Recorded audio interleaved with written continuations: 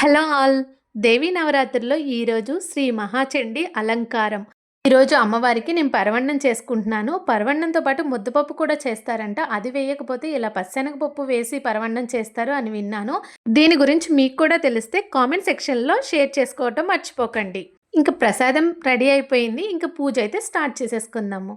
పూజ first నేను పూలు పెట్టేసుకుంటాను. గంధం అని చెప్పాను కదా! ఆ గంధం ఫోటోస్ అన్నీ క్లీన్ చేసుకున్న రోజే బొట్టు పెట్టుకుంటాను. మిగిలిన పూజా సామాన్లన్నిట్లికి గంధము, కుంకుమ 2 పెట్టుకుంటాను.